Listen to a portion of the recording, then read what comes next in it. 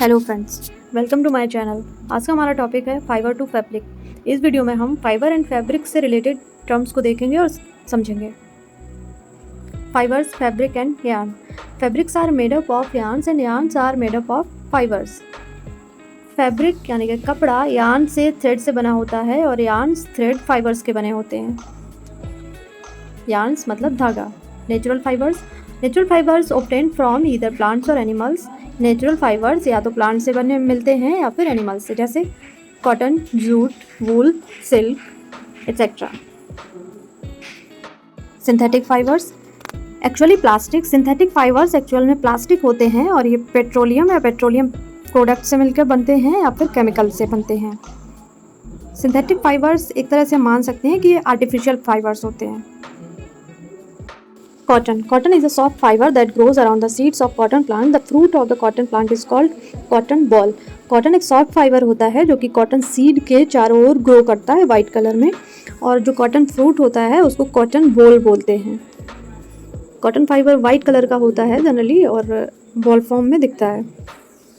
Cotton plant को grow करने के लिए वार्म सीजन चाहिए और मॉडरेट रेनफॉल चाहिए एंड फर्टाइल ब्लैक सॉइल चाहिए। मतलब मेनली कॉटन प्लांट्स को ग्रो कराने के लिए हमें ब्लैक सॉइल चाहिए। ब्लैक सॉइल कॉटन के लिए बहुत ही अच्छी होती है। Ginning, the process of separation of cotton fibres from the seeds by combing. मतलब कॉम्बिंग प्रोसेस के थ्रू कॉटन फाइबर्स को उसके सीड्स से जब हम अलग करते हैं, सेपरेट करते हैं, तो इसी प्रोसेस को गिनिंग बोलते हैं। Spinning, the process of making yarn from fibres. मतलब फाइबर्स से जब हम यार्न बनाते हैं, थ्रेड बनाते हैं, धागा बनाते हैं, उसी को हम स्पिनिंग बोलते हैं। Weaving, a fabric is made up of two sets of yarns arranged together. This is done by weaving. जब कोई कपड़ा टू थ्रेड यानी कि टू यार्न से मिलकर बनता है तो इसी प्रोसेस को हम वीविंग कहेंगे। हमें याद रखना है कि वीविंग में हम टू थ्रेड का यूज़ करते हैं। Wool is the fibre obtain from sheep and other animals. Wool एक ऐसा फाइबर है जो कि हमें शीप और अदर एनिमल्स जैसे गोट्स से मिलता है। जनरली वूल फाइबर से ऑलमोस्ट वूलन क्लॉथ्स जो कि हम जानते हैं बनते हैं। Sharing, removing the wool from sheep using special Clippers is called sharing.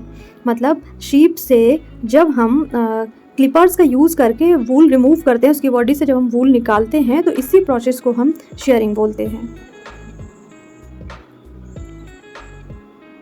Knitting, in this process a single yarn is used to make fabric और क्लॉथ। निटिंग प्रोसेस में एक सिंगल यार्न का यूज़ होता है, मतलब वन थ्रेड का use होता है फैब्रिक या क्लॉथ बनाने के लिए। और निटिंग हम हाथों से भी कर सकते हैं और मशीन से भी। जैसे वीविंग में टू यार्न्स का यूज़ हो रहा था और निटिंग में only one yarn. Silk is obtained from the cocoon of the silkworm. Silkworm is fed on the leaves of the mulberry trees. Silkworm के ककून से बनता है और सिल्कवॉर्म जो होता है मलबेरी ट्री की लीव्स को खाता है, सहतूत लीव्स को खाता है। Each worm spins a continuous thread up to 800 metre long to make a cocoon. एक वॉर्म लगभग अपने एक ककून से लगभग 800 मीटर थ्रेड बना सकता है एक ककून से। Sericulture, the rearing of the silkworm for production of silk is known as sericulture. Sericulture को ही हम रेशम कीट पालन भी कहते हैं। मतलब सिल्क प्रोडक्शन के लिए सिल्कवॉर्म की रेयरिंग या फिर सिल्कवॉर्म को डोमेस्टिकेटेड करना ही सेरीकल्चर है। Jute is a long soft shiny plant fibre that can be spun into coarse strong threads. It's a cheap natural fibre. Jute क्या है? एक प्लांट फाइबर है जो कि लॉन्ग, सॉफ्ट और शाइनी टाइप का होता है और इसको कोर्स स्ट्रॉन्ग थ्रेड्स बना सकते हैं, मतलब स्ट्रॉन्ग खुरदरे टाइप के, और ये बहुत ही चीप होता है, मतलब सस्ता भी होता है। It is biodegradable, durable and strong. ये लॉन्ग लास्टिंग भी होता है और इसको बायोडिग्रेडेबल भी होता है, और ये पैकिंग मटेरियल्स को बनाने में बहुत यूज़फुल होता है। जैसे जो प्रोडक्ट्स होते हैं उनकी पैकिंग के लिए जो मटेरियल यूज़ होता है उसके लिए। Jute needs alluvial soil to grow. Almost 80% of the world's jute cultivation is concentrated in the Sundarbans Delta, Ganga Delta in India, West Bengal and Bangladesh, also Assam in Bihar. मतलब jute के production के लिए बहुत ही ज़्यादा जो अच्छी soil होती है वो अलूवियल सॉइल होती है। और लगभग 80% jute cultivation Sundarban delta area में होता है, इधर गंगा डेल्टा वेस्ट बंगाल में, उधर असम और बिहार में भी होता है। रेटिंग और soaking. After harvesting the Starks of the jute plants are tied into bundles and soaked in water for 20 days for making tissues soft and separate the fibers। Harvesting के बाद जो जूट प्लांट का जो stock होता है उसको bundles में बांध करके वाटर में डुबो दिया जाता है, रख दिया जाता है लगभग 20 डेज़ के लिए। इससे क्या होता है, उसके जो टिश्यूज होते हैं वो सॉफ्ट हो जाते हैं और फाइबर्स अलग हो जाते हैं। सिंथेटिक फाइबर्स हम इससे पहले भी देख चुके हैं, हम जानते हैं कि सिंथेटिक फाइबर्स, इन्हीं को हम आर्टिफिशियल फाइबर्स भी बोलते हैं, और ये प्लास्टिक्स होते हैं और ये केमिकल और पेट्रोलियम या फिर पेट्रोलियम प्रोडक्ट से बनते हैं। Spinneret. After heating and melting plastic is forced through a device is called spinneret which contains fine hole and make fine long thread. Spinneret एक डिवाइस होता है जिसमें प्लास्टिक को हीट और मेल्ट करने के बाद उसमें से प्रेस करते हैं और उसमें फाइन होल होते हैं जिनसे लॉन्ग थ्रेड बन जाते हैं पतले से। Clothes made from synthetic fibres are stronger and do not wrinkle easily, they can not absorb water. जो क्लॉथ, जो फैब्रिक सिंथेटिक फाइबर से बनते हैं वो बहुत स्ट्रॉन्ग होते हैं और इनमें रिंकल्स नहीं पड़ते हैं और ये वाटर एब्जॉर्ब नहीं करते हैं। हम कह सकते हैं कि ये पसीना वगैरह एब्जॉर्ब नहीं करेंगे जो सिंथेटिक क्लॉथ्स होंगे, सिंथेटिक फाइबर से बने हुए फैब्रिक से। Coir. Coir is a coarse fiber that extracted from the fibrous outer shell of the coconut. Coir fibre हमें किससे मिलता है, कोकोनट से मिलता है, और जो कोकोनट फ्रूट की जो आउटर सेल होती है फाइबर टाइप की रेशेदार जो आउटर सेल होती है उसी से कॉयर फाइबर बनता है।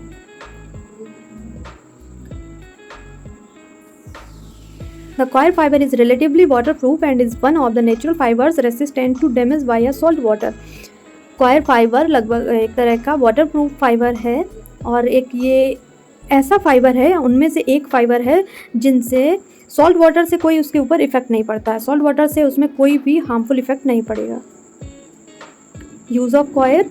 Used in making doormats, brushes, mattresses, sacking ropes. Coir का यूज़ हम डोरमेट बनाने में, फ्लोरमेट बनाने में, ब्रश, मैट्रेस बनाने में, रोप्स बनाने में। और Kerala produces 60% of the total world supply of coir fibre. India के स्टेट केरला में पूरे वर्ल्ड का 60% प्रोडक्शन होता है कॉयर फाइबर का। Silk cotton.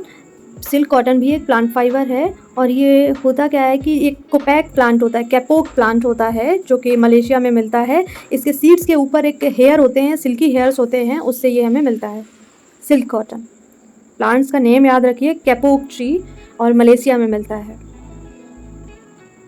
It is light and fluffy, used for stuffing of cushions and mattresses। ये जो सिल्क कॉटन है ये बहुत ही हल्का और फ्लफ़ी होता है जो कि कुशन और मैट्रेस की स्टफिंग उसके अंदर भरने में यूज़ होता है। And also used on insulation, insulation के लिए भी यूज़ होता है। Oil from seeds is used in manufacture of soap. इनके सीड्स से जो ऑयल निकलता है उसको सोप बनाने में भी यूज़ कर लेते हैं। History of silk. हम सिल्क तो पहले ही पढ़ चुके हैं, अब थोड़ी सी सिल्क की हिस्ट्री देख लेते हैं। Silk was first developed in China about 5 to 8,000 years ago. Silk सबसे पहले चाइना में डेवलप हुआ था लगभग 5 से 8,000 साल पहले। फिर चाइना से ये इंडिया आया, मिडिल ईस्ट, यूरोप और अफ्रीका में पहुंचा। और उस समय पे जिस रूट से सिल्क का ट्रेड होता था उस रूट को सिल्क रूट बोलते थे। वीडियो पसंद आया हो तो लाइक शेयर ज़रूर करें और कमेंट बॉक्स में कमेंट करना ना भूलें और अपना ओपिनियन ज़रूर दें कि हम और अच्छा कैसे कर सकते हैं। Thank you.